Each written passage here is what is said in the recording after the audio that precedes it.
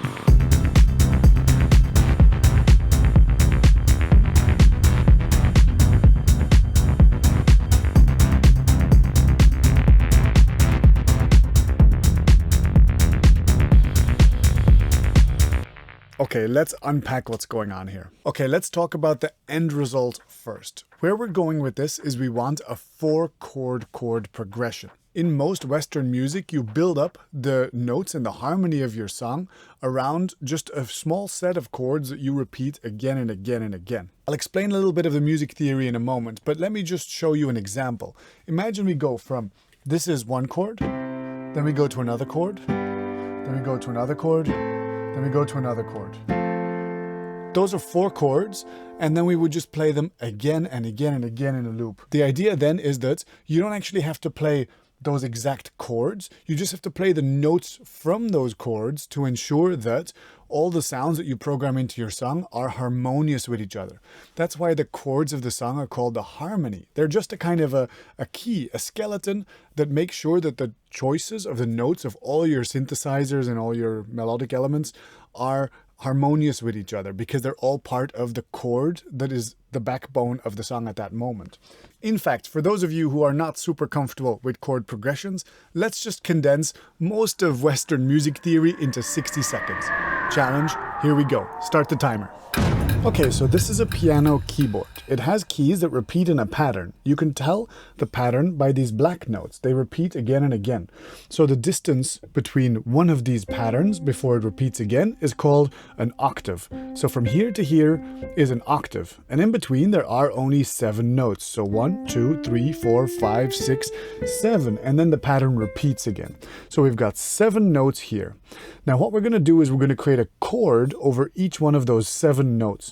And to make a chord, we're just going to hold the same shape in our hand. We're just going to do this. 1, bum, bum, bum, bum, bum, bum. So that's 7 chords. The 1 chord, the 2 chord, the 3 chord, the 4 chord, the 5 chord, the 6 chord, and the 7 chord. And then it repeats back to the 1 chord.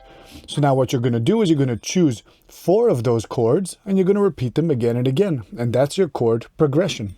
And that leaves me just enough time to say that if any of this is going too fast or is overwhelming, go follow my Foundations of Electronic Music course, in which I take beginners through all the steps systematically, a much more relaxed pace than what I did just now.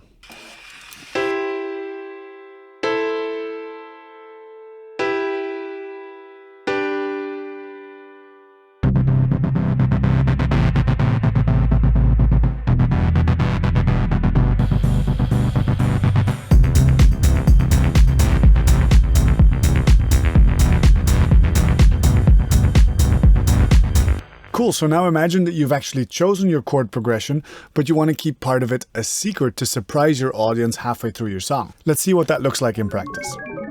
Okay, so the idea for this song is to have a chord progression that goes 1, 6, 3, 5. That's just going to be the chord progression, and that's the progression that I'm going to hit the audience with at the most intense moment of the song, maybe during a big melodic breakdown. However, at the start of the track, I want to build up tension. I want to only play these cards one by one gradually. So at the start, what I'm going to do is I'm just going to pretend that this even has no progression, that we're only going to stay on one chord all the time, the one chord. So the root note of any kind of bass that's there is always going to be stable.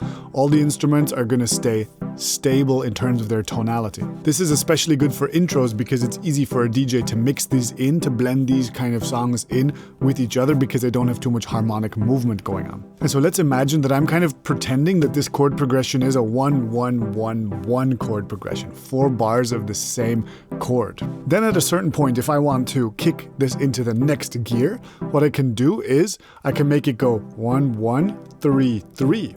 So 2 bars of the first chord and then 2 bars of the third chord. This already feels like quite a nice emotional progression because we have a major chord and a minor chord, so there's a little bit of tension and release happening there. And some time ago I did an analysis of Cast's Hell on Earth track, which basically just has that chord progression for the entire song. But now imagine we want to have one more trick up our sleeve and to take it to an even next energy level beyond this. Well then, when the climax happens, I'm going to swap out the second and the fourth chord there, and I'm going to replace them with the ones that I originally wanted in my chord progression. So it's going to go 1, 6, 3, 5. The audience may not even really understand fully what's going on.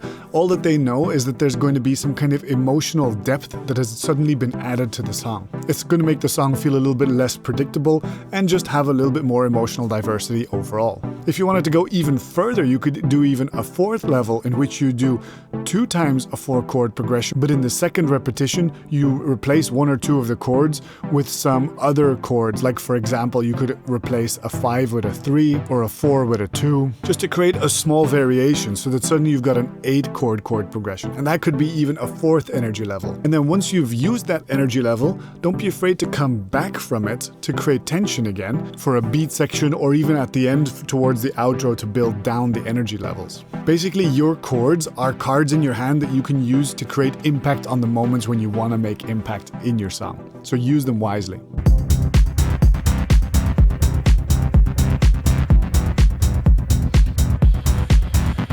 So now you know how to build tension and release in the arrangement of your harmony. The music found in this example can be found under Face the Sun. Follow us on SoundCloud and on Instagram. Come share what you did with these techniques on our Discord channel. Like the video and subscribe, and leave a comment to show me some love. And until next time, stay producing, be good to one another, and take care. Bye bye.